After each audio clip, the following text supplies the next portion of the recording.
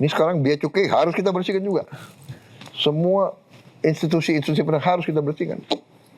Makanya saya, semua kawan-kawan di semua lembaga, saya tanya, you bersihkan dirimu, atau you nanti akan dibersihkan. Ya. Dan saya lihat beberapa menteri saya sudah udah mulai, benar nggak? Beberapa oknum, tapi dia punya power, dia bisa berbuat seenaknya. Saya kira Anda bisa lihat sudah berapa jenderal bintang 3, bintang 2 yang kita pecat, yang kita serahkan ke kejaksaan. Jadi kita tidak pernah mengatakan bahwa kita mau ikut iuran $1 miliar. Tidak pernah. Round 1 kita sudah pertanyaan-pertanyaan sudah dilontarkan semua oleh semua undangan dan Pak Presiden sudah menjawab dengan sangat bold. Saya rasa round 2 ini mungkin akan lebih panas Pak Presiden. Akan lebih tajam silakan. Akan lebih tajam pertanyaan-pertanyaan. Gak ada masalah. Mungkin kembali untuk kesempatan pertama saya kasih ke Bang Celi. Silakan. Terima kasih. Bang Celi. Pak Moderator, Bapak terima kasih. Ini kalau ada konferensi meja bundar yang bersejarah, ini namanya diskusi meja bundar. Dahsyat. Terima kasih Bapak. Kan tidak banyak negara di mana preambul atau mukadimah konstitusinya itu mengandung prinsip foreign policy. Ya. Ini di alinea keempat, mukadimah ini bukan batang tubuh. Kalau batang tubuh kan pengejawantahan dari mukadimah. Ya. Itu spirit dasarnya, dan kita satu dari sedikit negara di mana berpartisipasi aktif dalam perdamaian dunia. Ya. Itu alinea keempat sama dengan alinea tempatnya Pancasila, Bapak Presiden. Ya. Itu alinea keempat. Ya. Sehingga memang sejak awal pendiri bangsa kita ini rupanya sadar kalau konstitusi Amerika kan cuma prinsip politik domestik. Kalau kita ada prinsip politik internasional, sehingga kesadaran untuk bangsa kita sejak awal lahirnya kita berada dalam konteks global, konteks the interplay of power, di mana prinsip seperti realisme dan idealisme harus dikombinasikan. Itulah bebas aktif. Dan dunia terus berubah, seperti kata Bapak kan, Bapak sekarang kelihatan sekali ada passion pada geopolitik, bagus sekali untuk saat seperti sekarang ini, karena ini sekarang kata orang the primacy of geopolitics. Jadi kalau menurut Bapak dalam prinsip foreign policy bebas aktif selalu konteksnya beda-beda. Kalau dulu kan Soviet, Amerika ada pengejawantahannya macam-macam. Dulu bahasanya non-blok. Sekarang kan bukan non-blok tapi multi-bloks. Bapak bisa ke BRICS, ke Rusia, ke Cina, tapi juga ke Amerika. Ini kan multi ininya. Nah, kalau dikasih istilah, kalau Fareed Zakaria bilang ini hot peace. Jadi bukan Cold War tapi hot peace. Kalau Niall Ferguson bilang the second Cold War. Ini kan belum ada istilahnya Pak zaman ini untuk kita namakan. Dari pengalaman Bapak selama ini, selama setahun sangat aktif baik di dalam negeri maupun di luar negeri dalam membicarakan masalah-masalah ini, termasuk manifestasi terakhir tadi BOP. Ini kan manifestasi dari sebuah prinsip kan. Ini kan tactical decision, tapi kan prinsip belakangnya ya alinea keempat Pak. Ini mukadimah bukan pasal, ini perintah dasar. Nah, pengalaman Bapak selama ini kalau bisa dikasih istilah singkat zaman kita ini, Fareed Zakaria bilang hot peace era, si Niall Ferguson bilang second Cold War. Seorang Prabowo yang melihat geopolitik sekarang sebagai presiden di Indonesia, how can you summarize the age? Ini kan harus ada namanya ini. Saya kok condong juga mengatakan ini kombinasi dari dua-duanya. Ini the second Cold War, tapi juga hot peace, peace yang panas. Tapi saya ingin sampaikan begini ya, ini bukan saya passion di geopolitik, tapi posisi Indonesia ini agak unik. Satu, kita negara keempat terbesar di dunia dari segi populasi, jumlah penduduk. Kedua, kita negara yang mungkin memiliki sumber daya alam salah satu mungkin 5 atau 6 negara terbesar di dunia. Ketiga, kita adalah negara yang ratusan tahun ya, kawasan ini adalah kawasan terbuka. Karena kita gugusan pulau, kita terbuka. Rakyat kita ini hidup dari dagang antara Sulawesi dan Jawa, antara Kalimantan dengan Sumatera, antara Teluk Malaya, sama dari Tiongkok ke India, ke Afrika ratusan tahun. Kita hidup dengan alam perdagangan. Ingat, negara-negara barat datang ke kita karena sumber alam kita, karena rempah-rempah. Waktu itu rempah-rempah adalah sangat strategis. Barang dagangan. Kalau minyak sekarang. Karena dulu tidak ada Obat, Pak. nggak ada kulkas, ya. Jadi untuk merawat makanan lebih lama dari berapa hari, harus ada rempah-rempah. Jadi kalau mau jadi superpower waktu itu harus punya angkatan laut. Angkatan laut butuh rempah-rempah. Dan dia butuh kayu. Indonesia banyak kayu waktu itu. Jadi mereka semua ke Indonesia. Ke gugusan pulau waktu itu kan. Mereka ke Pulau Timur, ke ambil kayu-kayu kita yang bagus. Superpower waktu itu ya. Spanyol, Portugis, Belanda, Prancis, Belanda, Inggris, semua ke sini. Jadi kita ini dari dulu selalu menjadi tujuan, inceran. Sebelum mereka Karena kekayaan kita, gitu loh. Suka tidak suka. Nah kita akhirnya kita harus punya hubungan baik dan banyak negara. Kita anggota ASEAN. Ya. ASEAN itu 10 negara loh. Sekarang 11. Tapi kita juga Kita anggota G20. 20 negara. Habis itu kita apa lagi? Kita anggota OKI. Habis itu kita ikut banyak. semua gila. Nah, kalau kita diundang, kita tidak datang, kan nggak bagus. Ya kan? Nah, makanya setiap presiden Indonesia ya capek. Disangka saya suka jalan-jalan ke situ.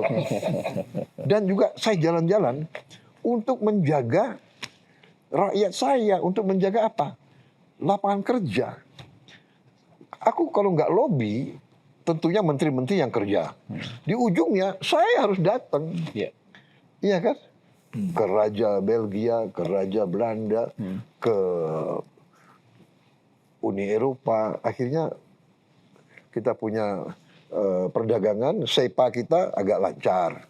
10 tahun loh. Kita tembus. Ya kan? Kita sama Kanada, SEPA, juga perdagangan. Untuk buka, sekarang kita punya barang-barang 0% ke Kanada, ke mana? Uni Eropa. Ke Uni Eropa. Artinya apa? Sepatu kita, tekstil kita, yang tadinya terancam bahwa kita punya pengalihan. Jadi ini yang harus kita lakukan. Kadang-kadang kalau kita berunding, kalau barang-barang ini, Anda harus lapor ke nomor 1 kita. Gitu. Mereka selalu gitu. Ada hal-hal yang penting harus deal gitu. Langsung. India umpamanya. Kita ini surplus sama India. So India mengatakan, tolonglah, belilah barang-barang dari India juga. Gitu. Lagi dikit. Itu. Dia deal direct loh. Ngomong langsung gitu.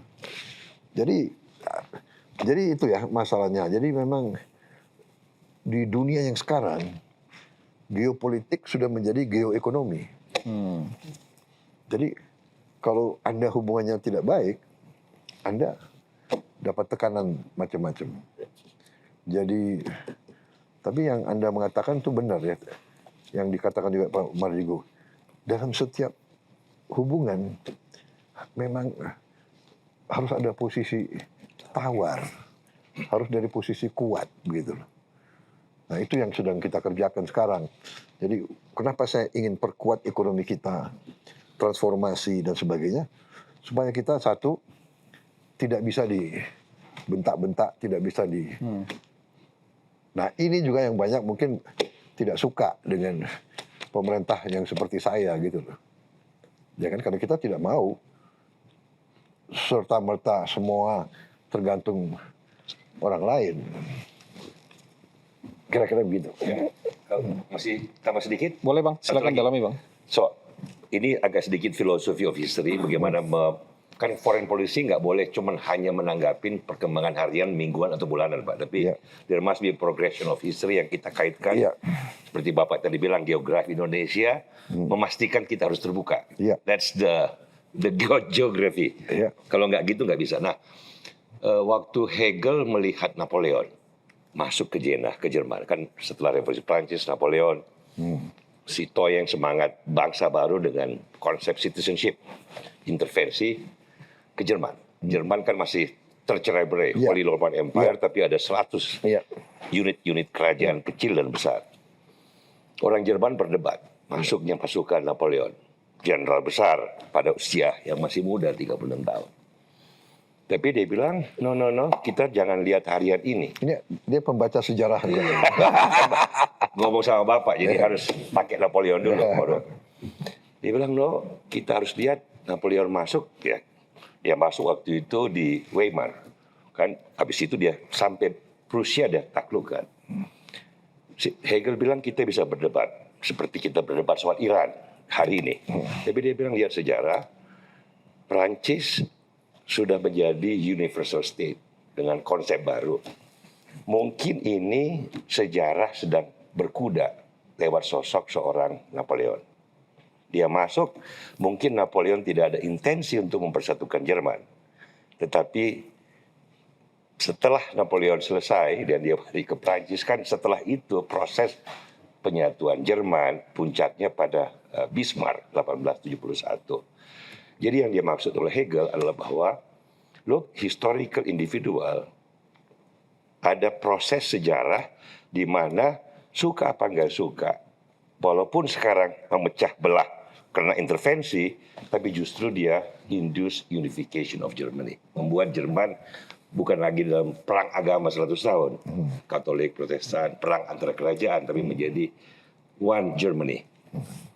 Nah, kalau kita lihat itu kan seorang statement dalam statecraft seperti Bapak sekarang dalam posisi ini harus melihat Indonesia, Teluk, Timur Tengah, negara Islam in a progression of history, sehingga foreign policy kita itu berpihak kepada sejarah masa depan, bukan kepada sejarah masa lalu. Kalau kita lihat di Timur Tengah sekarang kan ada dua, di luar Amerika dan Israel, ada negara Islam yang masih melihat resistensi, perlawanan, dan militer sebagai the most important thing to do. Ada negara yang melihat globalisasi, keterbukaan, kemajuan, pendidikan, seperti di Dubai, di Abu Dhabi, sebagai the most important thing to do. Tokoh-tokohnya sekarang Menteri Luar Negeri Dubai, perempuan, seperti Nana, ada yang berjilbab, ada yang tidak berjilbab, fasih bahasa Inggris, lulusan Oxford. Barangkali yang terjadi sekarang, Trump bisa dianggap sebagai Napoleon dengan kapal tempur. Kalau dulu berkuda, Hegel bilang, maybe he is the instrument of history. Nah, kalau kita salah membaca sejarah, apakah di Timur Tengah ini masa depannya adalah Dubai dan masa lalunya Iran? Kalau kita terlalu banyak mengunci perhatian foreign policy pada Iran, foreign policy Indonesia tidak, saya takutkan, tidak dalam progression of history, di mana pada ujungnya sebagai negara terbuka, negara yang kosmopolitan, itu kita tidak true to ourselves. Ini aja, bahwa sehari-hari kita bisa marah, kita bisa melihat, aduh, tapi kata Hegel, jangan lihat sejarah dan foreign policy from day to day. Lihat the long term. Apa yang Napoleon lakukan kepada Germany, dia membawa semangat kebangsaan baru, dia membawa hukum yang baru, dia membawa the new spirit of citizenship. Dia mungkin bermaksud tidak baik pada Germany, tetapi ujungnya it will become make Germany stronger. Kira-kira foreign policy kita kan harus, pertanyaannya kan sekarang globalisasi, keterbukaan, kemajuan ke depan, kemandirian energi, kemandirian pangan, ini kan Bapak sudah sangat benar pada prinsipal. apakah dilema membuat foreign policy ini terutama sekarang di Timur Tengah tidak harus mempertimbangkan faktor-faktor fundamental itu. Kira-kira ini kan. Jadi kalau begitu ya, tanggapan saya sebenarnya adalah kita realis saja, kita hadapi kenyataan, dan saya berpendapat bahwa kita dalam hal ini sudah dalam jalur yang benar, bahwa kita mengutamakan di ujungnya kepentingan nasional kita. Ya, dan bahwa kita, kalau menurut saya sangat relevan, ke depan pun bahwa kita harus tetap non-aligned, tetap non-blok. Kita tidak boleh terlibat dalam perang apapun. Jadi di sini menurut saya kelebihan Indonesia, keunggulan Indonesia bahwa kita punya itikat baik dan kita punya hubungan baik sama semua kekuatan. Even terhadap rivalitas hegemoni antara Amerika dan Tiongkok, kita tidak mau terlibat. Kita tidak mau harus milih yang satu melawan yang satu, tidak. Kita will be equal, we will treat them as equals, and we will treat them equally, and we want to have the same good relations with all of them. Nah, itu menurut saya punya keyakinan itu. Jadi relevansi non-aligned yang digariskan oleh pendiri bangsa kita, menurut saya sangat relevan sampai sekarang. Itu yang navigasi kita, itu yang mengamankan kita. Di masalah perang Iran dan Irak, ya kita tidak mencari, ya dengan Irak, kita tidak mencari siapa yang benar, siapa yang salah. Mereka punya sejarah masing-masing, ya kan? Mereka punya sejarah masing-masing. Punya konflik. Jadi, iya, yang saya katakan tadi waktu kita break sebentar ya, yang sedih, bagaimana bisa ya? Contoh, ada perang saudara di sesama negara Islam. Satu negara sahabat kita, mitra kita, katakanlah Arab Saudi, kemudian Uni Arab Emirates, sahabat kita juga, sesama anggota OKI, sesama anggota sahabat kita, mereka mendukung pihak yang berlawanan. Yang saling berperang. Yang saling berperang. Di Yaman juga demikian akhirnya.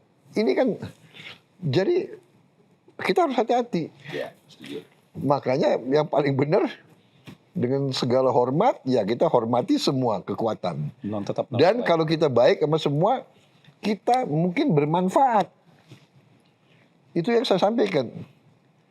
Kalau kita masih, saya tidak tahu gradasinya apa, kalau kita masih bisa diterima oleh Iran, tapi kita masih dipercaya oleh negara-negara teluk, mungkin itu baik, mungkin kita bisa di penengah. Seberapa efektif saya tidak tahu. Iya. Yang tadi dikatakan ya, sama juga masalah Sudan, masalah Yaman. Kita alhamdulillah kapal Indonesia lewat Yaman masih aman. Aman Pak ya? Masih aman, ya kan? Saya tidak tahu perubahan. Ya, lewat Selat Mendeb. Iya kan? Nah, karena kita juga sama Houthi, kita tidak pernah ada masalah. Sampai sekarang kalau tidak salah ya kita masih punya hubungan yang baik gitu loh. Iya kan? Kita tidak mau terseret ke sini, tidak mau terseret ke situ.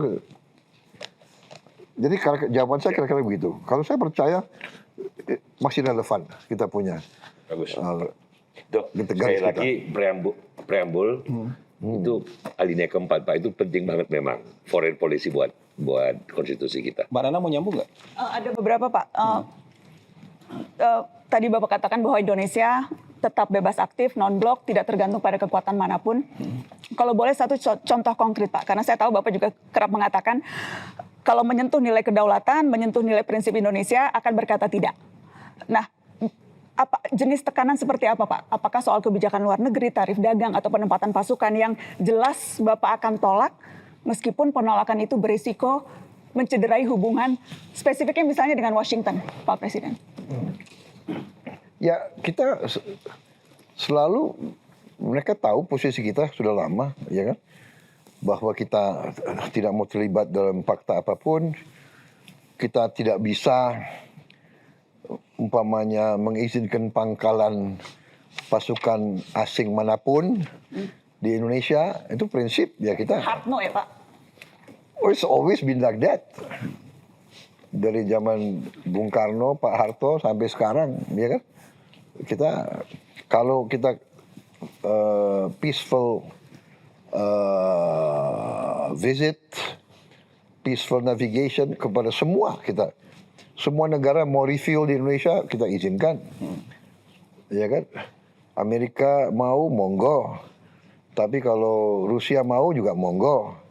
Kalau Tiongkok mau, monggo. Jadi kita Bukan ya, berpihak gitu. kita tidak bisa. Ya. So that's very clear. Ya. Oke. Dan kita tidak mau mengganggu negara lain. Kita terbuka, kita jaga investasi siapapun di Indonesia, kita jaga. Oke. Asal mereka patuhi ketentuan kita, undang-undang kita gitu loh. Boleh satu singkat saja sedikit, Iya, silakan. Pak Presiden, soal kembali ke BOP, Pak. Iya. Spesifiknya soal biaya dan komitmen keuangan Indonesia di BOP. Karena masih simpang siur di publik. Ada pembicaraan mengenai kita wajib memberikan kontribusi sampai $1 miliar. Kemudian ada yang mengatakan wah tidak perlu kontribusi karena akan mengirimkan pasukan. Kemudian juga ada penjelasan bahwa akan diambil dari APBN, pos yang mana dan sebagainya. Boleh saya minta klarifikasi malam ini, Pak, untuk meluruskan? Iya, jadi dari awal konsep BOP itu mereka mengatakan bahwa boleh anggota yang ingin menjadi anggota Board of Peace boleh pilih dua. Kalau mau jadi anggota permanen, ya berarti istilahnya mungkin premium member lah, Ya. ya. Premium. Pokoknya you ada di situ, diminta sumbangan $1 miliar. Kemudian kita diminta Indonesia bisa nggak nyumbang pasukan? Saya mengatakan bisa, pasukan perdamaian bisa. Jadi kita tidak pernah mengatakan bahwa kita mau ikut iuran $1 miliar. Tidak pernah ada komitmen finansial apapun yang disetujui oleh Indonesia soal itu? Tidak pernah. Dan ini salah satu yang di pertemuan di Washington 19 Februari yang lalu. Yang founding donors. Ini founding donors. Jadi mereka ini masing-masing nyumbang, ada yang lebih mungkin ya. Ya, Tapi Indonesia nggak ada di nggak situ. ada Indonesia. Ya karena saya juga komitmen waktu ditanya saya tidak komit uang sama sekali. Kita mengatakan kita siap untuk pasukan perdamaian berapa yang diminta. Tapi Pak, kalau misalnya biayanya itu sebagai bagian iuran membangun, saya kembalikan kalau kita lihat 80% bangunan hancur.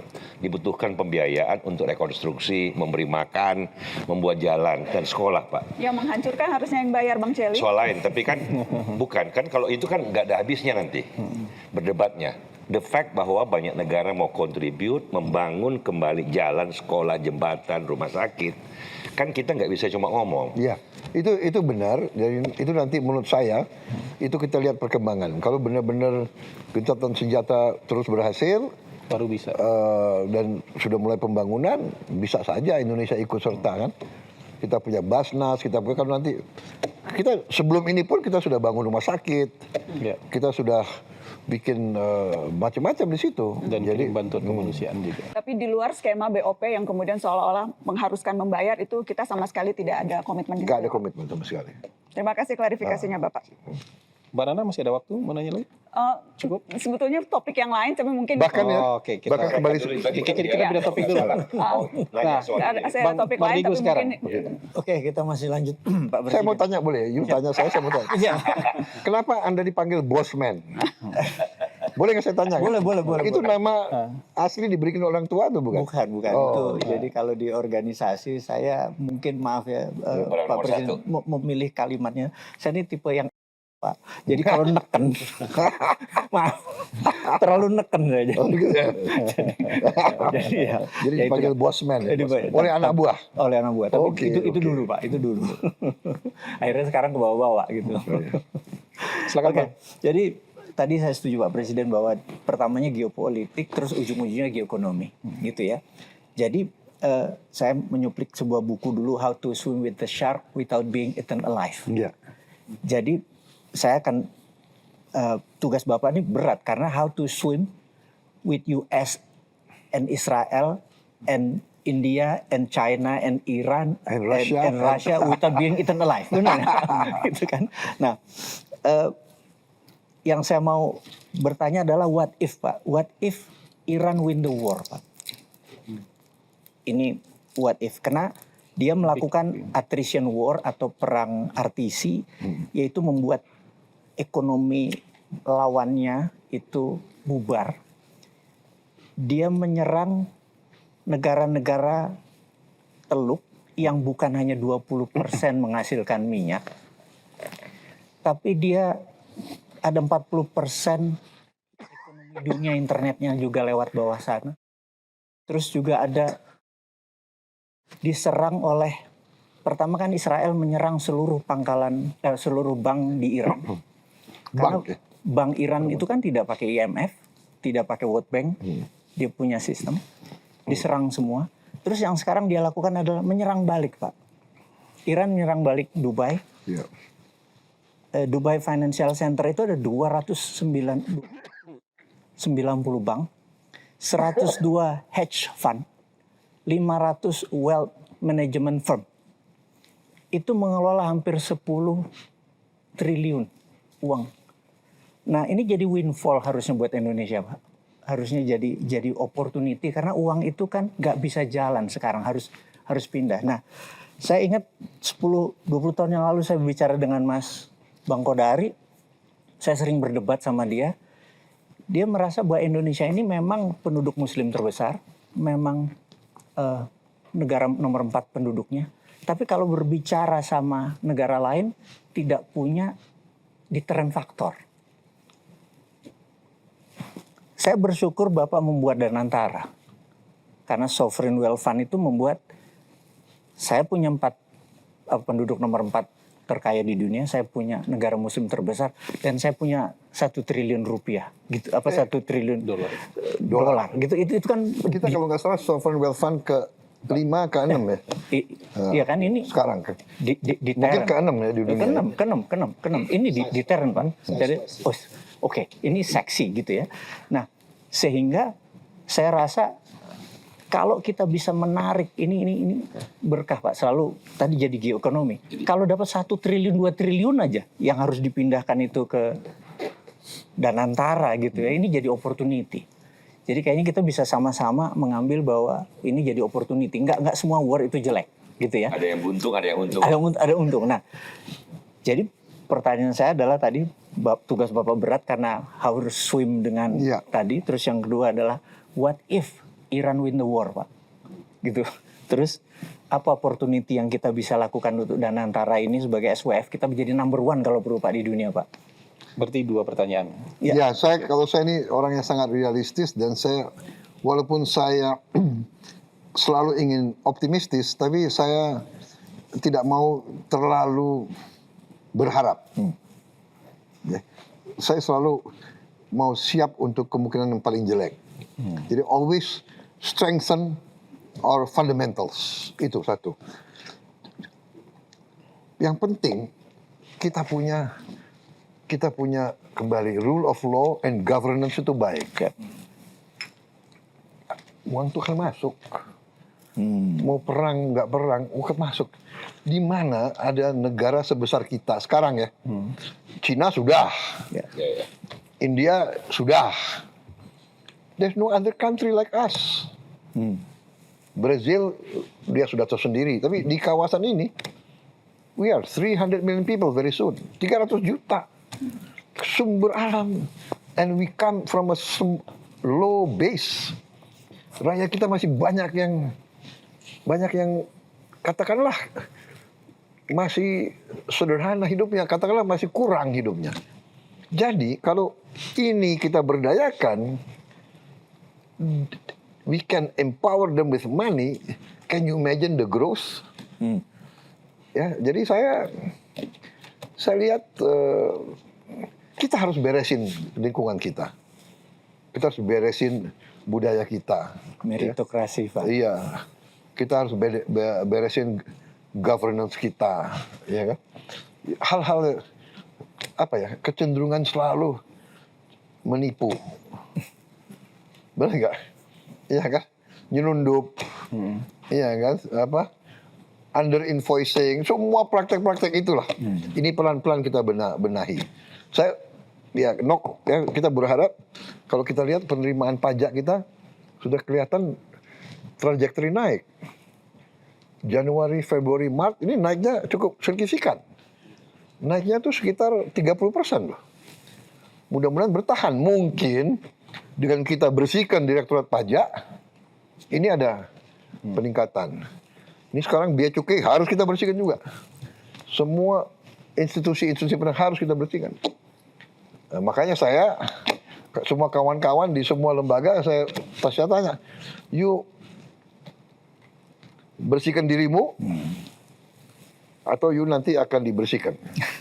Ya. Dan saya lihat beberapa menteri saya sudah mulai, benar nggak? Ada orang yang kelihatan soft, tapi dia ada dirjen-dirjen yang nakal-nakal, langsung dipecat, ya kan? Kalau Anda lihat Menteri PU saya sekarang, siapa? Pak Dodi. Dodi ya, Anggodo. orangnya kan baik, tapi nggak mau main-main Pak, dia pecat 2 dirjen, ya. Jadi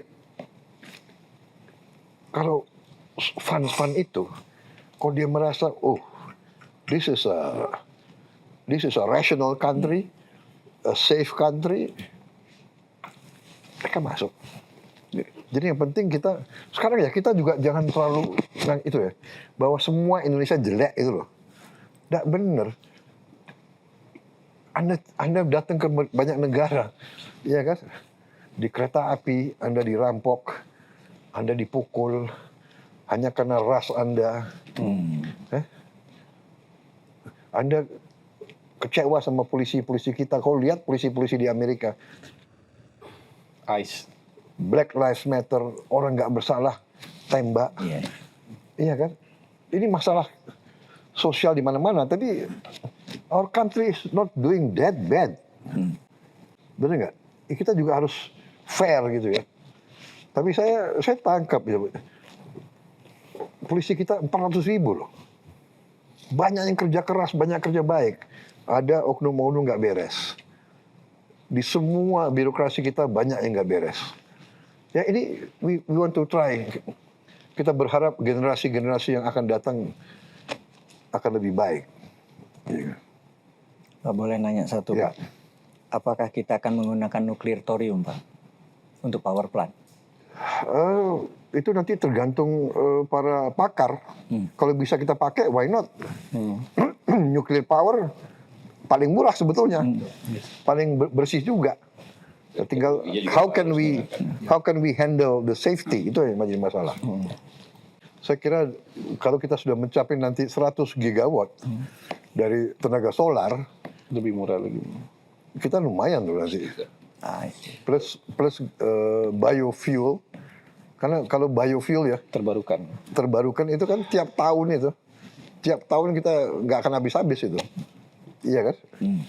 Solar kita. Itu 100 gigawatt solar power Pak ya. Itu kan berarti 100.000 hektar tanah untuk kan 1 mega 1 hektar ya. Itu di berbagai daerah kan disiapkan. Ya. Karena secara tanah kan besar Pak untuk cover the span ya. Kan 1 mega 1 hektar lah kira-kira. Iya, kan kita punya 80.000, 90.000 desa. Kalau desa di luar Jawa untuk cari 1 hektar Besar-besar itu nggak ada masalah. Kalau di dalam Jawa kita sudah hitung, kita punya banyak tanah, ya kan? ada tanah HGO yang tidak dikerjakan, ada tanah perhutani yang tidak dikerjakan. Nah ini semua bisa kita pakai. Oke. Oke. Pak Mardigu, Terima cukup kasih. sejauh ini? Cukup. Nah, sekarang kita ke Mas Faisal lagi. Ya, makasih Ya. Pak Prabowo. Di round kedua ini saya ingin melanjutkan tadi yang Bapak sebutkan di round pertama masalah industrialisasi, Pak. Ya. Nah, jadi saya dan juga teman-teman di KOR itu sangat sepakat dan termasuk yang meyakini bahwa kita tidak bisa tumbuh lebih tinggi tanpa industrialisasi, Ya. gitu. Dan kita bukan hanya ingin tumbuh tinggi, tapi yang disampaikan Pak Dede tadi, kita ingin ada lapangan pekerjaan formal gitu. Ya. Jadi istilahnya mungkin jobful growth ya, bukan jobless growth. Nah, dan salah satunya hilirisasi, program prioritas dari pemerintahan yang lalu sampai dengan sekarang. Ya. Nah, tapi saya ingin menghubungkannya dengan ART, Pak, Agreement of Reciprocal Tariff yang barusan ini, Pak ya. Nah, dan barusan tadi Bapak juga cerita masalah bargaining power Indonesia. Ketika ART itu soft copy-nya itu sudah tersebar, nah ini terus terang kita langsung teliti satu persatu dari pasal Ya. ke pasal, Pak. Ya. Nah, memang kalau melihat dari sisi keuntungan, ada beberapa sektor yang kita dikecualikan dari tarifnya untuk kita bisa masuk dapat keuntungan dari ekspor di beberapa sektor tertentu. Ada 1.819 komoditas 1.819 komoditas, Pak, yang ya. kita 0%. Ya. Nah, tapi kalau melihat syarat yang lain, Pak, ya, terutama yang non-tarif measures, yang kita harus bebaskan semua. Kita tahu non-tarif measures itu banyak. Dan non-tarif measures ini hubungannya erat sekali dengan industrialisasi, Pak. Selain non-tarif measures juga ada klausul yang lain kaitannya dengan critical minerals yang kita diminta untuk membuka akses itu. Nah, ini kaitannya dengan hilirisasi, Pak. Kalau dilihat dari klausulnya bahwa kita disuruh buka full akses bukan hanya untuk processing tapi sampai mining, Pak. Nah, ini saya terus terang jadi bertanya, ini kan ada beberapa yang tidak sejalan dengan program prioritas kita gitu untuk hilirisasi gitu. Dan kalau kita menjalankan ini, bagaimana dengan masa depan hilirisasi kita, industrialisasi kita, critical minerals kita, termasuk tadi NTM yang sebetulnya itu menjadi modal kita juga untuk mendorong industrialisasi. Ini pertanyaan saya, Pak. Gitu. Jadi gini ya, non-tariff barrier, apa non-tariff, kita sekarang ya punya free trade area sama China, sama Uni Eropa. Do you know what that means? That means nggak boleh non-tariff barrier juga terhadap mereka. Benar nggak? Contoh yang dipersoalkan Amerika antara lain begini, dia buka pabrik di Batam. Di Batam atau pokoknya satu special economic zone. Ya. Pabrik itu membuat alat-alat medis, ya, ronsen, MRI dan sebagainya. Boleh jual ke negara lain, kan? Karena special economic zone kan nol tarif. Betul. Dia jual. Indonesia butuh, dia jual ke Indonesia kena tarif. Anda ngerti? Ya. Hal-hal ini yang mereka minta Ya. diluruskan. Itu satu. Yang kedua yang critical mineral, saya sudah katakan kita terbuka, but everything at market price, at economic price. Ya, jadi kalau dia mau ikut, kita izinkan mereka mining di Freeport. Sudah berapa puluh tahun. Freeport sekarang menghasilkan salah satu revenue kita yang paling besar. Kita izinkan. Critical mineral itu is a commodity, right? Yeah. If they pay international market price, mau dia yang main atau kita yang main, we get the economic value, right? Tapi kan ada kaitan Yang penting kita hilirisasi kasih akses. Export ban, Pak. Hah? Export ban dari critical minerals yang komoditas itu. Itu kan jadi Siapa modal yang ban? kita untuk Yang ban siapa? yang nikel, Pak, contohnya. Hah? bahan mentahnya kan kita tidak. Oh ya, bahan mentah kita minta di processing. Kalau dia mau mining dan proses di sini tetap dong. Ya. Enggak, itu dasar hilirisasi, processing di Indonesia. Enggak ada, enggak mungkin. Tapi kalau dia mau main dan dia mau proses di Indonesia, bagus enggak? Bagus. Artinya itu tidak malah bagus kalau itu. tidak barang mentah yang di. Tapi yang penting kan dia minta akses. Kita nggak tutup akses. Tapi dia have to pay market price, international market price. Mau Antam yang ini apa? Yang main mau apa kan begitu? Iya kan? Ya. Kalau kaitannya NTM yang local content bagaimana Pak? Karena itu kan di kita local content requirements TKDN itu kan bagian dari kita membangun EV. Banyak industri pakai itu. Iya. Itu kan bagian dari NTM kita. Oh ya, saya mau bangun Ya. 100% di Indonesia kok. EV, mobil. Masalahnya adalah kita harus industrialisasi. All these non-tariff barriers kan untuk melindungi apa? Kita nggak punya industrinya kok. Kita punya industri mobil, kan nggak ada. Dengan segala hormat loh. Jepang sudah berapa puluh tahun di Indonesia. Itu kan basically ya produk Jepang gitu kan. Ya sekarang kita yang penting harus industrialisasi. Kita harus bikin pabrik motor. Kita harus bikin pabrik mobil. That's where we get the real margin gitu loh. The real value add. Jadi tim saya juga cukup, nggak mungkin lah kita akan korbankan kepentingan nasional kita. Nggak ada masalah bagi kita. Nggak mungkin. Kalau saya boleh jump in Pak, Iya. mungkin yang maksudnya Mas Faisal, itu kan strategi kita harus proses Pak. Ya. Ya. Tapi di dalam agreement itu, koreksi kalau saya salah, ada persyaratan dari Amerika bahwa ekspor ban itu harus dilepas Pak. Jadi dia minta supaya kita ekspornya raw. Itu yang ada di dalam, itu concernnya kan? Dalam teksnya nggak ada deh. Itu Nggak kan ada. salah pengertian aja. Nggak ada. Dari awal nggak ada teks Iya, itu. nggak Kata mungkin. orang aja. Hmm. Teksnya nggak ada. Nggak ada. Karena yang dimaksud seperti kata Bapak Presiden. Kalian kalau masuk oke, tapi sesuai dengan aturan kita. Iya. Selalu ada aturan Iya. kita. Iya. Proses di Setiap dalam kalimat, itu Mas. Ya. setiap kalimat yang ada shall selalu ada according to our regulation and law.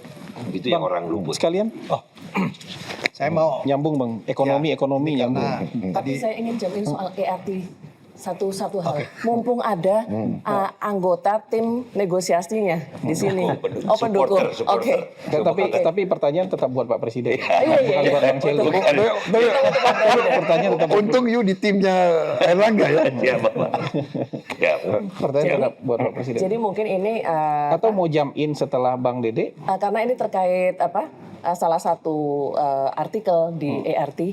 Oh sudah. Oke. Kalau Saya boleh. ganti. Sorry Bang ya. Iya. Saya ganti izin ke ya, Mbak Eno. Ya, Mbak nggak ada Dede. masalah. Karena ini terkait artikel 2.28. Saya mohon dikoreksi ini kalau memang salah. Ini terkait restriction on foreign investment. Jadi di sini disampaikan bahwa kita tidak boleh membatasi investasi asing khususnya US investors. Jadi tidak boleh membatasi persentase kepemilikan di industri kita. Dan di sini disampaikan ini mencakup mining, mencakup fish processing, dan ada termasuk di dalamnya disampaikan di sini adalah terkait publishing dan broadcasting. Nah itu sebenarnya yang sedang banyak menjadi pembicaraan di kalangan media dan pers. Karena kepemilikannya artinya bisa 100% di dua sektor tersebut Pak Presiden. Karena setahu saya ini bertentangan dengan undang-undang penyiaran yang membatasi investasi asing ini maksimal 20%. Dan ini masih berlaku. Dan juga undang-undang pers yang membatasi investasi asing ini hanya boleh lewat pasar modal. Jadi begini, dalam perjanjian kemarin ya, kita juga sepakat bahwa kalau ada hal-hal yang masih kurang berkenan di kedua pihak ataupun yang bertabrakan dengan kepentingan kita akan bikin suatu council. Dan itu kalau nggak salah tidak ada di perjanjian dengan negara-negara lain. Di mana di council itu akan kita selesaikan sebelum ke WTO. Ini khusus antara Indonesia Indonesia sama dengan Amerika. Amerika. Bilateral kan. Tidak ada dengan perjanjian negara lain. Tapi begini ya, saudara harus percaya bahwa saya mengutamakan kepentingan nasional Indonesia. Titik. Kalau saya menilai bahwa kepentingan nasional kita terancam oleh perjanjian apapun, ya kita bisa tinggalkan. Seperti yang dilakukan Malaysia, Pak, karena Malaysia, mungkin dia karena mau buru-buru dia terjebak, ada berapa alinea yang dia merasa ya kan? Baru sadar karena belakangan. putusan Mahkamah Agung Amerika yang memang sudah membatasi kewenangan tarif pemerintah Amerika. Apakah itu juga argumen yang menurut Bapak bisa dilakukan Indonesia, Pak? Ya itu urusan domestik Amerika, tapi itu saya kira oke-oke saja, menguntungkan kita juga itu. Iya kan? Jadi kalau nggak salah Supreme Court mereka mengatakan Tidak ada wewenang untuk tidak boleh melakukan tarif di atas sekian persen kalau tidak salah ya. 10. IPA-nya yang nggak boleh, Pak. Tidak boleh di atas 10%. Ya, 10 dan 15, Pak. 10 dan 15 tergantung presiden yang mau pakai 10 atau 15. So far mereka pakai 10, so far. dan berarti itu kan lebih menguntungkan kita karena kita dapatnya 19, Pak. Jadi Belum tentu dah. apakah akan mengikuti track Ya Malaysia atau pasti sesuatu? yang kita pasti cari yang untung dong. Iya kan? Masa cari yang nggak untung? Tapi pertanyaannya nanti Tapi menurut saya begini, di perjanjian kita ada 1819 yang nol. komunitas kita yang nol. Mau ikut 10 apa ikut 19? Gitu. Nah, Iya. Mau nol atau yang mana gitu? kalau boleh saya tambahkan, Iya. Pak Presiden, ini penting banget karena kan banyak orang nggak ngerti. Ini kan technical. Nah, Iya. 19 itu kan statutorinya. Jadi tarif buku istilahnya. Tapi karena dapat 0.800, maka efektif tarif rate-nya itu kurang lebih kalau digampangkan di average ya, itu 8%. 9% paling tinggi, Bapak. Bahkan 7%. Apa itu maksud gimana? Kan 19% ini kan tarif buku yang disepakati ditulis, tapi kan itu statutory. Efektif tarif rate-nya yang paling penting kan, karena berapa uang keluar dan masuk. Itu kalau karena kita dapat 1.800 items nol, kalau kita bagi 2 aja deh, kan nggak sampai 10 bahkan. Jadi pertanyaannya, kalau kita mau terima yang baru menggagalkan perjanjian ini, nah, katakanlah ya, begitu ya. Katakanlah kita dikasih 15 misalnya oleh yang baru. Kalau 15-nya tidak mengubah yang nol, ya kita bilang tepuk tangan. Karena jadi 6 dong, efektifnya. Tapi kalau 15-nya mengubah yang nol, kartu baru dah berunding lagi setahun, yang rugi kita, Bapak. Kepastian hukumnya nunggu setahun, belum tentu efektif rate-nya lebih kecil. Kan itu, that's the point. Yang kadang-kadang technicalities-nya ini perlu dijelaskan berulang-ulang untuk Kayaknya cukup jelas, Bang. jelas ya. Benar, Bang. Jelas itu. Bang Dede. Oke. Ini untuk round 2 nih pamungkas, kecuali nanti Pak Presiden perintahkan lanjut. Pak, minta izin makan sambil makan apa enggak ini? Mungkin bisa Boleh sambil makan kali ya? Ini kita jadi Bang Dede sekarang. Kalau di podcast nggak apa-apa sambil makan. Enggak apa-apa. Justru informalitinya yang penting. Atau tunggu Bang Dede satu pertanyaan. nanti Ya, habis oke. itu Oke, tanyakan. silakan Kita kalau mau akan ini. bisa. Iya, Karena Saya Bapak kan sudah mulai ngambil-ngambil, jadi kita iya. Terima kasih. Saya mau tanya mengenai yang tadi berkaitan dengan yang tadi Pak, industrialisasi dan job. Target Bapak di dalam pertumbuhan ekonomi kan 8% di akhir periode, Pak. Ya. Itu tadi Bapak sudah tunjukkan bahwa ICOR kita tuh 6,3, Pak. Itu dua hal sebetulnya. Satu, kita boros, Pak. Ada banyak leakage, bocor. Tapi yang kedua juga itu produktivitas kita rendah, Pak. Jadi kalau di Vietnam itu hanya butuh 3 kapital untuk ngasilin 1, kita tuh butuh modal yang lebih banyak karena produktivitasnya rendah. Jadi kalau kita hitung dari angka ya Pak ya. Kalau kita mau tumbuh sekitar 8% seperti yang Bapak inginkan di akhir 2029, itu kita butuh investment over GDP sekitar 54%, Pak. Ya. Sementara tabungan kita itu hanya 35%. Jadi ini hanya bisa dilakukan kalau produktivitas quality dari human capitalnya diimprove, Pak. Nah, persoalan besar yang kita hadapi segera itu adalah AI misalnya. Saya melihat bahwa jenis pekerjaan yang sama itu akan tetap ada, Pak. Misalnya nurse, medical doctor, itu akan tetap ada, tapi skill setnya beda Pak, karena dia harus bisa operate AI. Nah, pertanyaan saya itu adalah, kalau kita memang mau kejar 8% growth, isu human capital ini mesti diadres Pak. Ya, apa yang kira-kira Bapak mau lakukan terhadap ini? Karena tanpa ini Pak, walaupun uangnya datang, kalau kita boros, kita nggak akan bisa mengejar 8% Pak. Persis, exactly because of that. Saya sedang habis-habisan untuk perbaiki pendidikan kita. Pendidikan kita besar-besaran saya sedang lakukan itu. Sebagai contoh, saya sedang melaksanakan perbaikan fisik sekolah-sekolah. Tahun lalu kita hanya mampu 17.000 sekolah. Tahun ini 70.000 sekolah. 70.000 Pak ya, untuk perbaikan fisik ya. Fisik. Dan ini langsung saya kirim ke kepala sekolah. Kepala sekolah dengan komite sekolah dan Swakalola. orang tua murid. Banyak kepala sekolah yang nangis. Pertama kali dalam sejarah dia kelola sendiri.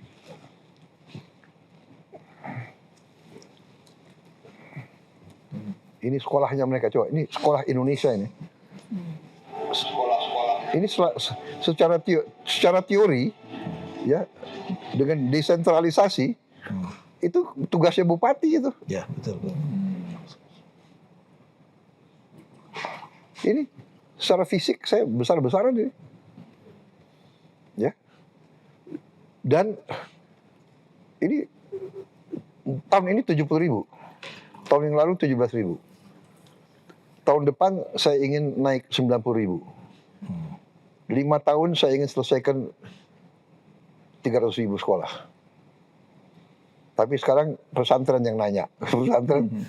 Tapi pesantren kan di bawah Kementerian Agama. Anyway, saya juga lakukan sekarang digitalisasi pendidikan. SD, SMP, SMA. Mungkin sampai ke perguruan tinggi. Kita sekarang sudah taruh interactive flat panel, ya, Indonesia Cerdas, di semua sekolah di Indonesia. 288.831 kalau nggak salah. 288.000. Ada beberapa yang nggak sampai. Dan ada kurang lebih 70 yang rusak di Aceh. Tapi hampir semua sampai. Yang paling terpencil, yang 3T, terluar, terpencil, tertinggal, sekarang sudah dapat ini semua. Tahun lalu. Ini anak-anak desa terpencil sekarang meningkat minatnya belajar matematik, mereka suka sekarang, ya. Kemudian tahun ini 2026 dari satu interaktif panel satu sekolah saya tambahkan menjadi tambah tiga. Jadi nanti 4 ruang kelas tahun 2026 akan punya interactive flat panel ini. Saya berharap 27 tambah 2 lagi, jadi semua ruang kelas di Indonesia, SD, SMP, SMA, semua akan punya interactive flat panel ini. Artinya apa? Di tiap interaktif ini ada software yang kita isi. Saya lupa itu berapa gigabyte. Pokoknya hampir semua silabus pelajaran ada di situ. Jadi habis satu kelas pelajaran, kalau guru-guru ingin ulangi, ada. Dan nanti ini dari Jakarta kita punya studio, nanti guru-guru yang terbaik akan ngajar di sekolah yang nggak ada guru matematik, yang nggak ada guru bahasa Inggris, ya, dia dapat pelajaran Hybrid. dan interaktif. Kita bisa monitor di kelas itu. So ini lompatan-lompatan dalam rangka human capital. Ya, jadi selain itu kita mau menatar semua guru-guru kita. Jadi gini ya, saya ceritakan ya, MBG nanti di puncaknya kita akan punya 31.000 dapur. Ya. katakanlah untuk gampang hitungnya 30.000 dapur. Tiap dapur mempekerjakan 50 orang. Itu sudah 1,5 juta. 8 kerja ya. 1,5 juta ya. Tiap dapur menciptakan vendor-vendor supplier antara 5 sampai 10 vendor tiap dapur yang jual telur, yang jual wortel, yang jual sayur, yang jual, ya kan? Tiap vendor ini empiris mempekerjakan sekitar 5 petani. Ya. Jadi itu sudah berapa? Sudah 50 lagi. Another 1,5 juta orang kerja. Itu hanya dari MBG. Nah, saya mau cerita lagi. Koperasi Merah Putih. Koperasi Merah Putih nantinya kalau jalan semua itu ada sekitar 80.000 koperasi. 80.000 koperasi itu kalau tidak salah sekitar 18 kali 80.000 berapa? 18 kali 80.000. 1 juta. 40.000. 1 juta. Berapa? 1,4 juta. 1,4 juta. It's another tambahan. Ya kan?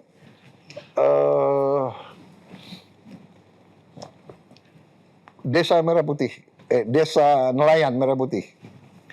Desa Nelayan Merah Putih itu rencana kita akan bangun 1.100 tahun 2026 ini. Sekarang operasional mungkin sudah 90. Target kita 1.100. Satu desa Merah Putih itu akan mengelola 600 sampai 2.000 kepala keluarga. Ya kan? Ini bukan menciptakan lapangan kerja baru, tapi meningkatkan taraf hidupnya. Yang tadinya dia tidak punya es, kita bikin pabrik es. Yang tadinya dia susah dapat solar, kita di desa ini kita buka SPBU khusus nelayan. Yang tadinya kapal dia hanya bisa melaut 24 jam, kita bisa bikin dia mungkin naik 3 kali lah. Kita bikin pilot project di Biak, penghasilannya nelayan-nelayan itu naik rata-rata 60% sampai 80%. Ini juga menimbulkan pertumbuhan ekonomi. Ya. Saya akan urut satu persatu. That's why I'm confident. Kita belum bicara hilirisasi. Ya, yang tahun ini that is the real value add. Tapi kita akan bangun rumah murah. Target kita 1 juta rumah. 1 juta rumah, ya kan? Ini lapangan kerja ya. Ini semua ini. Jadi rumah yang kita mau bangun, 1 rumah itu 1 juta rumah itu diperkirakan 1 rumah membutuhkan kurang lebih 5 orang kerja. Tukang batu, tukang kayu, tukang listrik, etc. Tapi perumahan ini kalau tidak salah menciptakan kurang lebih kalau tidak angkanya berapa ya? 72 turunan perusahaan. Karena linkage-nya. Jadi dengan bikin 1 rumah kita butuh kabel, kita butuh pipa, kita butuh aluminium. Yeah. Kalau kita 1 juta rumah aja tuh udah 5 juta orang kerja. I'm confident, when this goes, it will be higher than 8%. Ya, growth-nya. Saya tanya satu, Ya. Pak. Ini 1,6 juta itu adalah total sampai selesai kan, Pak? Artinya dari Pekerja ketika baru. dapurnya semua Enggak, beres. dia kerja di situ. Ya, dia 50 kerja di situ orang. kan. Nah, artinya sepanjang sampai 2029, Bapak bicara begitu. Ya, Yang diomongin sama Mas Faisal, Ya. kalau saya interpretasi, ya, dia bicara mengenai additional tiap tahun, Pak. ya. Iya. Jadi 1% kalau yang di sini angkanya adalah sampai seluruh program selesai. Total. Jadi lapangan pekerjaan yang tercipta tuh 4 juta untuk makan Iya. bergizi Iya. sampai dengan selesai gitu ya Pak ya? Iya. Ah, kalau Iya. yang dibilang Mas Faisal itu adalah additional per tahun Pak. Iya. Tapi kan kalau kita umpamanya ya, kalau tadi kita katakan ya, pakai logik aja, pakai mathematics.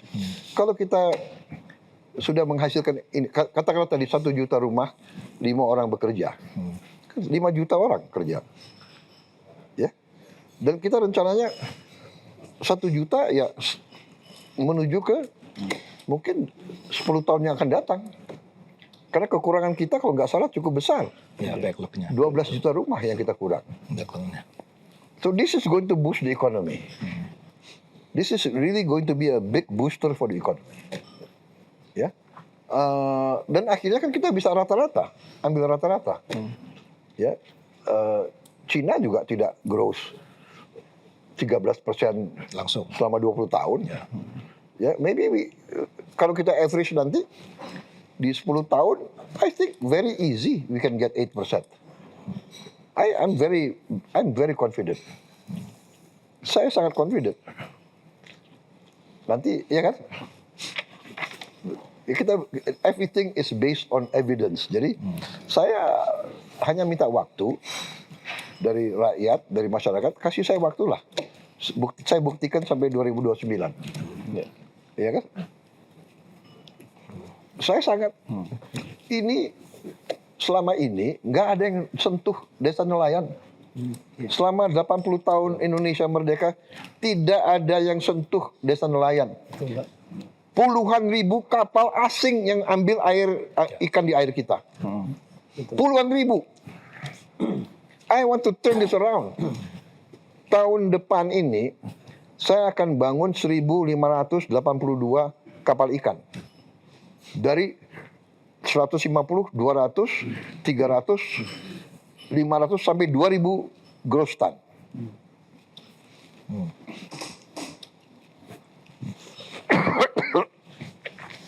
Ini akan saya teruskan. Rencana kita ya mungkin 5-6 tahun ke depan ya 1.500 tiap tahun. Oh, additional itu Pak. 1.000. Additional. Yang kosong sekarang. Ya. Karena saya tidak mau laut kita diduduki oleh kapal-kapal asing. Tidak benar itu. Ini juga akan menciptakan lapangan kerja di kurang lebih 30 galangan kapal kita. Kita punya kalau nggak salah 60 galangan kapal ya. Coba dicek berapa galangan kapal kita punya. Kalau nggak salah 60. Ya. Ini satu kapal kurang lebih 20 sampai 30 kru. Ya. Dan kru ini kan bisa shift. Ya. Pak, ini tuh dalam sampai 5 tahun ke depan, Ya, dalam sampai selesai. Sampai Ya, selesai Bapak. Iya. Bukan additional kayak. Tapi yang 1.500 ini additional kan Pak? Ini additional, Ini nggak ada additional soalnya. yang ini. Tambahan. Iya. Nggak, karena itu kan jangka panjang dalam situasi Iya. sekarang seperti yang Makanya Bapak kita- bilang, tekanan ekonomi, tekanan fiskal, situasi geopolitik, harga minyak dan sebagainya. Pada akhirnya kan soal pilihan Pak. Ketika ruang fiskal terbatas, tidak semua bisa dipertahankan sekaligus Bapak Presiden. Apa prioritas utama Bapak ketika harus memilih? Jadi begini, saya ini kok berpendapat ya, uang kita ada di mana-mana.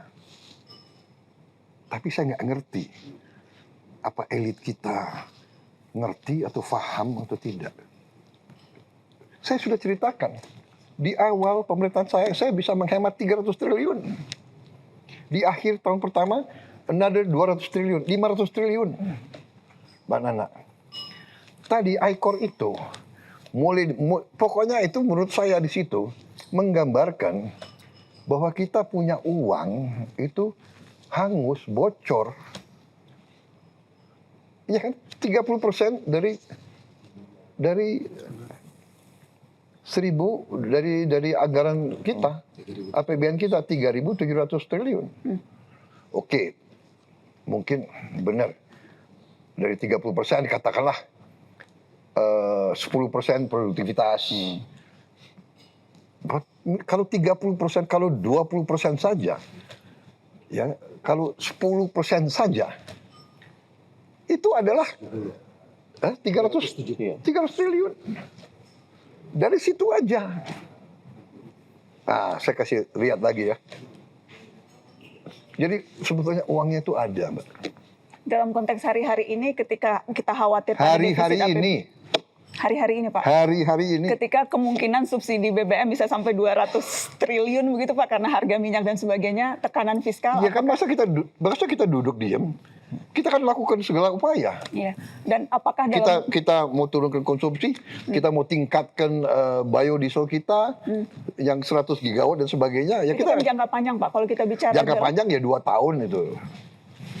Kita tekanan subsidinya masih kan sekarang kalau misalnya kita bicara perang yang kata Iran sampai 6 bulan berarti kan dalam waktu jangka pendek Pak, apakah akan ada shifting prioritas Bapak di program-program prioritas ini yang memang secara fakta anggarannya besar sekali? Atau Ya. mana yang tidak akan Bapak sentuh? Mana yang tetap harus jalan apapun ya konsekuensinya? kita lihatlah, saya punya menteri, saya punya tim cukup bagus ya. Kita juga sudah ambil langkah-langkah, Mbak. Ya. Bukan kita tunggu krisis kan. Kita antisipasi kan. Ini ada Menseknek saya nggak ya? Hitungan kamu yang kita sudah tambah efisien berapa T? Sekarang sementara ini menghadapi ke depan ini. Sudah dapat 80 T. di luar yang sudah direalokasi untuk program prioritas. Di luar yang kita sudah realokasi. Kurang lebih 70 miliar dolar. Berapa? Totalnya kurang lebih 70 miliar dolar yang sudah total dialokasi. 70 ini 70 miliar dolar. 70 atau 70 T? Yang sudah Bapak realokasi kurang lebih hampir mendekati 800 triliun. 800 triliun. Realokasi dari Itu Bapak perkirakan untuk efisiensi kembali kurang lebih kami sudah mendapatkan sekitar 81. 81 T. Jadi sekitar 900-an. Iya. Jadi we are working very hard. Kita di ART itu ada klausul bahwa yang dihormati adalah hukum yang berlaku di negara masing-masing. Ya. Itu satu ya. Dalam hal ini Undang-Undang Penyiaran RI membatasi maksimal investasi asing itu 20%. 20% betul, ya. Jadi Berarti terjawab. kembali ke undang-undang ya Pak ya? Iya. Oke. Terjawab ya. Oke. Iya. Dan dalam kalimat itu ada kan. Ya. Oke, berarti segala sesuatu yang bertabrakan dalam tanda kutip dengan aturan yang sudah ada, Kita hormati itu akan hukum. kembali ke Iya, hukum yang hukum yang berlaku berlaku di Indonesia. iya. Di Karena ada kedua beberapa, Di kedua negara. Iya. di kedua negara. Karena ini harus diratifikasi ke DPR kan? Iya. Pada Iya. Masing-masing. Oh. Betul. Masih ada mekanisme, masih ada check and balance kita. Mbak Eno Oke. masih ada pertanyaan? Karena Jadi masih ada payung-payung masih pengaman. ada payung pengaman karena ada beberapa yang sedang jadi concern Bang Moderator, termasuk artikel yang di section 3 Pak Presiden itu banyak terkait dengan pers. Itu yang artikel 3.3 khususnya ini bertentangan dengan perjuangan teman-teman pers selama ini untuk mendapatkan fair share dari platform global. Karena di sini disebutkan kita tidak boleh ikut campur atau mewajibkan US Digital Services Provider untuk profit sharing dengan news organization. Jadi selama ini kami sudah memperjuangkan publisher right Pak untuk mendapatkan fair share dari platform karena kan platform produk-produk jurnalistik ini dipublish melalui platform-platform dan platform-platform ini mendapatkan keuntungan dari iklan-iklan di situ. Nah, tapi pembagiannya ini harus kesepakatan itu yang kita perjuangkan gitu kan ini berlaku di Australia dan di Eropa juga sudah coba di sini. Iya, saya kembali bahwa ada klausul yang mengatakan berlaku hukum yang berlaku di negara masing-masing. Oke, clear Pak. Iya, ya, jadi kita punya pengaman itu. Clear. Oke, Cukup lagi? semua? Mungkin penutup Pak. Iya. Penutup sing. Saya juga nanti Dingin loh. tadi udah Ini Gak apa-apa, gak apa-apa. Ya, you makan aja. mie goreng sama mie rebusnya sudah mulai ini. Sayang. Siap. Masih ada. Saya ngobrol Ini masih- informal aja, informal. masih terkait Yang MBG direkam. juga sebenarnya. Iya. Jadi gini Pak, dalam setiap kesempatan wawancara, kami punya tradisi untuk membuka kesempatan bagi netizen titik pertanyaan. Ini kami lakukan juga waktu dapat kesempatan diskusi dengan Bapak di Lebaran tahun lalu. Iya. Nah, dalam hari ini Pak, kita buka di kurun waktu 4 jam. Dari jam 9 sampai jam 1 siang. Ada masuk sekitar 600 pertanyaan dari netizen. Dan yang terbanyak 18% ini memang soal MBG. Itu. Nah, banyak Pak yang curhat soal MBG. Kalau tadi Bapak menyampaikan bahwa Bapak nggak pengen terima laporan ABS, Iya. mudah-mudahan Bapak juga sudah sering dengar laporan-laporan tidak menyenangkan terkait MBG ya Pak ya, mulai dari mungkin isu markup bahan baku sampai mungkin selama Ramadan ini ada yang dibagi dalam kondisi mentah tapi dikeluhkan higienitasnya. Nah, tadi mungkin ya concern kita ya di tengah situasi krisis Timur Tengah seperti ini, dengan mempertimbangkan cost benefit analysis, Bapak tetap mempertimbangkan memutuskan untuk melanjutkan MBG. Saya akan bertahan sedapat mungkin. Daripada uang dikorupsi, lebih baik rakyat saya bisa makan.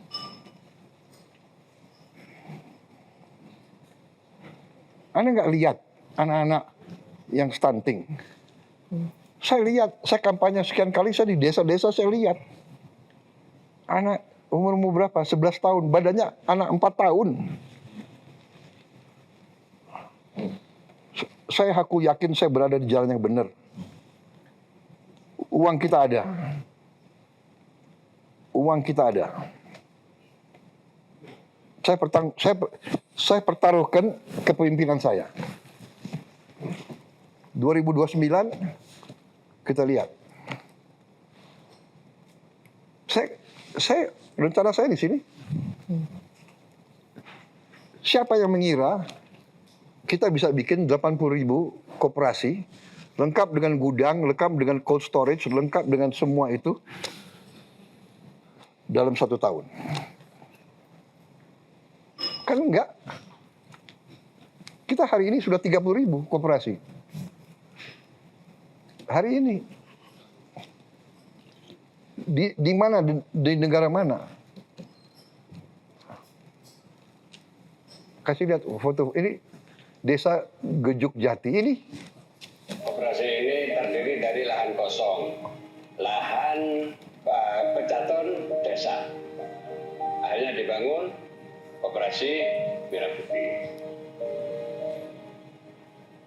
Respon dari masyarakat ya bagus, monggo Pak, terima kasih atas adanya koperasi yang petani punya setiap panennya nanti bisa disetor ke koperasi gitu. Karena di sini menyetop pembelian gabah dari masyarakat nantinya. Saya sebelum ada koperasi kan saya hanya memasarkan UMKM saya di pasar, dan itu kan hanya bergantung pasar pagi saja ya. Dados petani niku asale pupuk nggih wani nggih tebih, asale tumbas nggih mriko-mriko. Sak ontene nek wonten mboten nonton nggih muter niku mboten nonton pupuk. Potensi yang ada di desa kami, Desa Dukurejo, ini adalah mayoritas pertanian. Sehingga koperasi Desa Merah Putih sudah diselenggarakan pengurus. Alhamdulillah sekarang sudah berjalan, yaitu sembako dan termasuk sembako di bidang pertanian. Ini sudah berjalan. Kita punya pupuk, yaitu pupuk bersubsidi yang bisa dinikmati masyarakat khususnya petani. Pengembangan koperasi Desa Merah Putih akan kami lakukan terutama dalam peningkatan penambahan jumlah stok yang ada di gerai kami. Nanti juga didukung adanya penerimaan dan PKH yang sudah ada di gerai Desa Dukurejo Setelah kami cek, yakin bahwa di desa ini memiliki aset desa yang seluas 1.980 meter persegi. Kemudian setelah diadakan hasil musdesus, seluruh peserta hasil musyawarah seluruhnya, baik tokoh masyarakat, tokoh agama, tokoh pemuda, perangkat desa, sekadar seluruhnya mendukung dalam kegiatan tersebut. Jadi ini banyak sekali gitu ya. Kita sudah. Jadi saya mau kasih tahu juga gini. Anda tahu kenapa saya bangun ini? Karena berapa saat ini nih semua fasilitas yang kita berikan, ya. This is I think historical nanti. Saya yakin ini jadi studi kasus banyak negara. Anyway, Anda tahu kenapa? Karena waktu kita mau mulai, kita siapkan pupuk, kita siapkan apa, ada yang lapor ke saya, Pak, sulit Pak kita perbaiki nasibnya petani. Kenapa? Karena petani ini kan dia 120 hari baru panen. 3 bulan, 4 bulan. Dan di dalam 120 hari kadang-kadang istrinya sakit. Dan jadi dia perlu pinjam uang. Dia pinjam uang dari siapa? Dari rentenir. Dan rentenir itu ngeri. Dia tuh 1% sehari. Can you imagine? Gimana? Saya tanya, jadi gimana caranya, Pak? Harus ada koperasi, Pak. Jadi koperasi itu bisa, kita bikin koperasi. Ini adalah, apa ya, ini adalah penindasan manusia ke manusia. Masa orang miskin dikenakan 1% sehari. 1% sehari. Itu satu. Jadi sekarang dengan Koperasi Merah Putih, kita akan siapkan kredit murah. Kredit murah. Saya tanya, sekarang pun mikro kredit ya, 24%. 24%. Tetap tinggi. Orang miskin 24%. Maaf ya, pengusaha besar konglomerat berapa persen? 7, 8.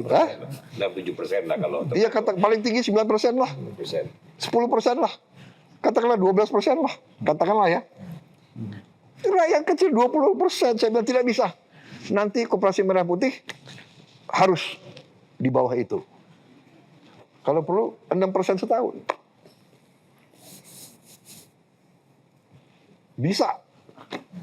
Jadi Mbak Nana, kekuatan ekonomi kita besar. Hanya tinggal diorganisir. Tinggal diorganisir.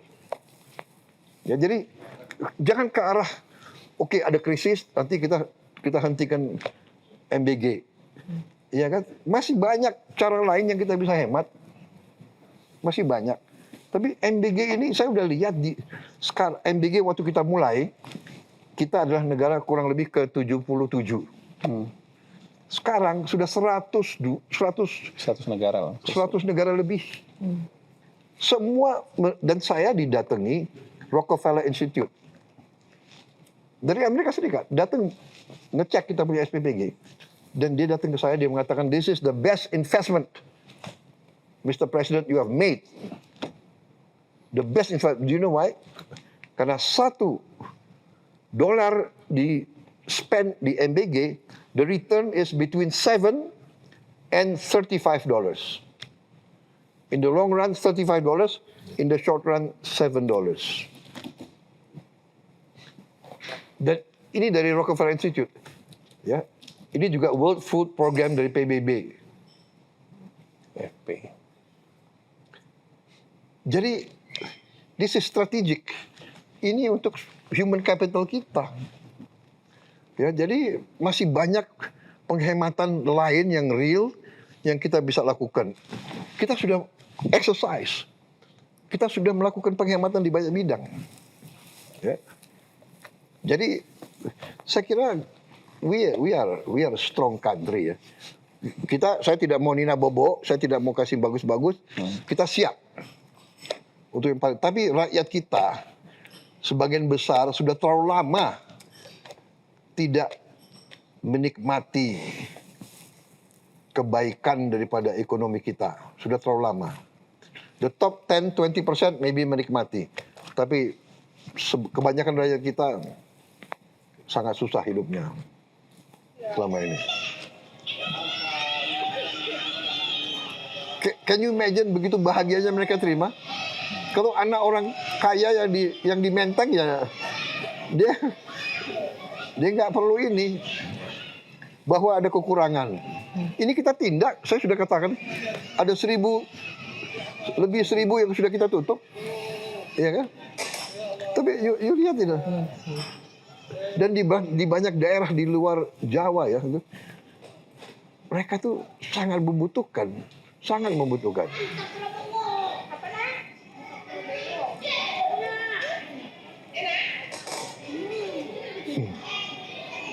Tapi yang sedih kalau dia bungkus untuk bawa pulang,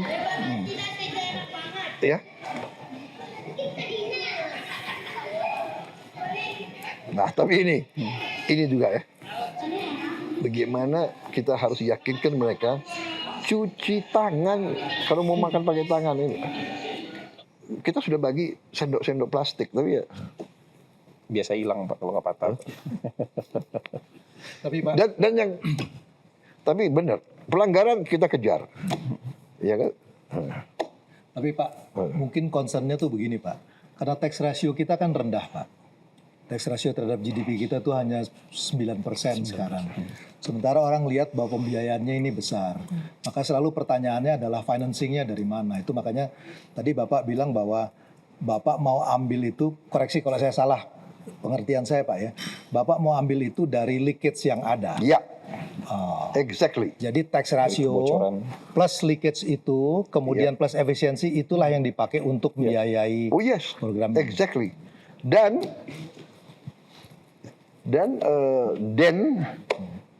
Dewan Ekonomi Nasional dipimpin Pak Luhut sendiri yang lapor ke saya dengan GovTech, dengan digitalisasi semua ini bisa terus mengurangi kebocoran. Ya, 240 triliun Pak. Ya, kemudian perhitungan DEN sendiri bahwa tax ratio kita dalam waktu dekat bisa naik 3,5%.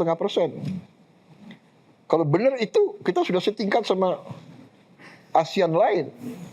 Dan begini, kita lihat, maaf ya, kalau tren 3 bulan ini naik 30%, 30%,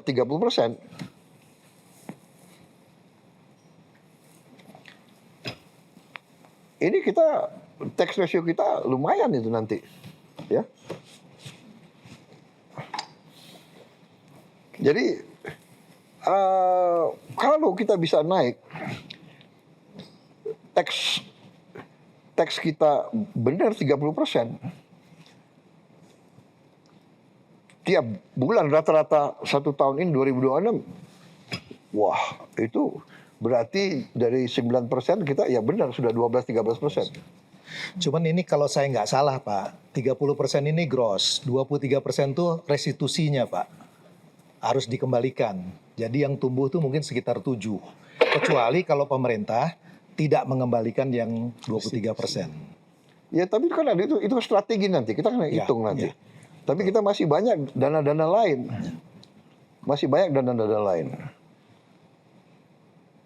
Oke? Break? Pak Presiden, terakhir aja Pak. Boleh terakhir. Terakhir untuk kemudian masih ada terakhir semua terakhir jadi. Enggak, biar muter. Setelah itu setelah itu bisa ditutup dengan makan mie instan. Sebetulnya ini follow up pertanyaan saya tahun lalu Pak, ketika saya juga sempat bertanya ke Bapak spesifik soal kepolisian. Setelah itu saya tahu, kita semua tahu Bapak membentuk komite tim percepatan reformasi Polri diketuai oleh Prof. Jimli. Sudah selesai Pak pekerjaannya, katanya ada 10 buku, ada puluhan aturan yang kemudian direkomendasikan untuk diganti. Info terakhir yang saya dengar sedang menunggu waktu dari Bapak supaya bisa menyampaikan langsung hasil rekomendasi itu. Pertanyaannya, kerap kali tuh Pak rekomendasi reformasi berhenti di atas kertas Pak. Pengalaman kita dari tahun-tahun sebelumnya, berbagai tim dibentuk, rekomendasi diberikan kepada presiden atau kepada siapapun yang memberikan mandat, tapi selesai di situ.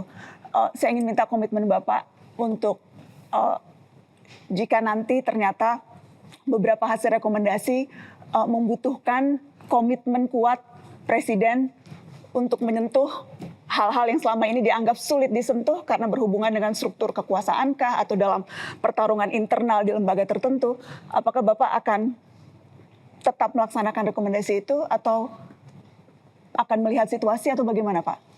Jadi begini, sekali lagi saya dipilih oleh rakyat Indonesia, saya dilantik, saya disumpah. Jadi memang yang saya ingin lakukan adalah transformasi bangsa, saya ingin perbaiki kondisi bangsa itu semua. Termasuk di situ adalah alat-alat penegak hukum. Karena hukum, the rule of law, itu bagian penting daripada negara yang kuat dan berhasil. Ya. Jadi yang saya katakan adalah hasrat untuk memperbaiki semua lembaga, termasuk kepolisian, itu tidak semata-mata harus dari suatu komite reformasi. Tapi komite reformasi adalah alat bantu yang sangat penting. Ya, kita pelajari nanti yang mana kita bisa lakukan cepat, kita lakukan. Yang mana kita anggap belum bisa dilakukan, ya kita mungkin tunda. Ya kan, nanti ada banyak argumen, ya kita lihat nanti. Kita akan ambil keputusan yang rasional. Tapi bahwa negara butuh lembaga-lembaga penegak hukum yang profesional, yang bersih, yang tidak korup, yang penuh integritas, itu mutlak. Jadi kalau saya serius terhadap sumpah saya, ya saya harus memperbaiki kondisi-kondisi yang tidak baik itu, termasuk kondisi-kondisi di lembaga-lembaga kita. Ya itu situasinya begitu. Termasuk kepolisian. Tapi tidak hanya terbatas kepada kepolisian. Jadi saya katakan begini, kita juga harus fair. Selalu itu adalah nila setitik merusak susu sebelanga. Ya. Mungkin beberapa oknum, tapi dia punya power, dia bisa berbuat seenaknya.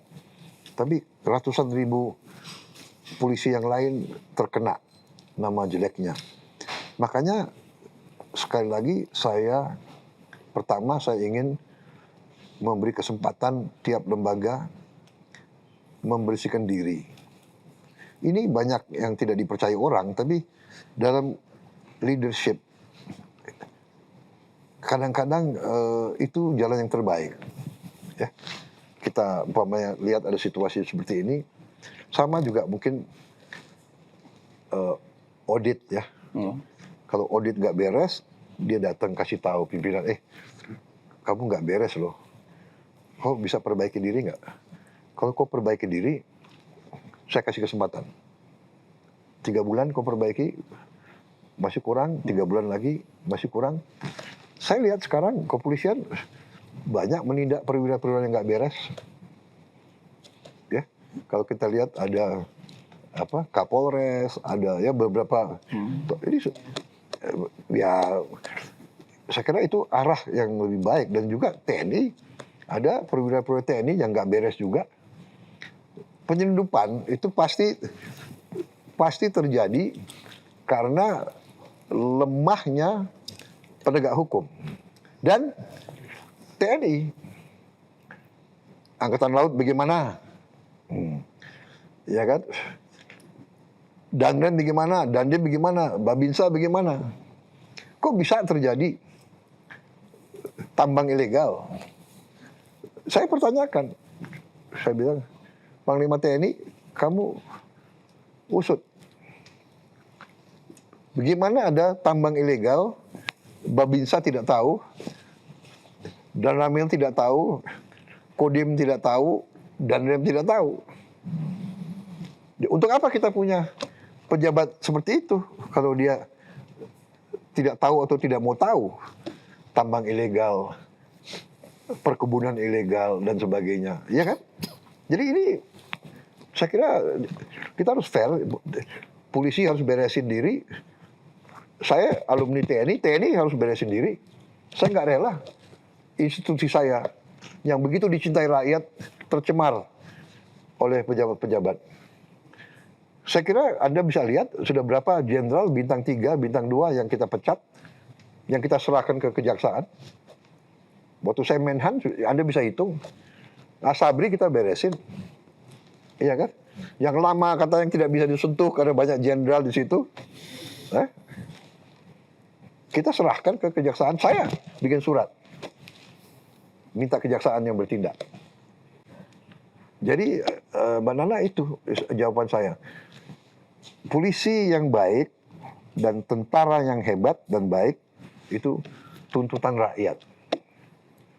Bukan selera pimpinan. Jadi saya sebagai pejabat, sebagai petugas yang diangkat rakyat, saya harus jalankan tugas yang diberikan rakyat kepada saya.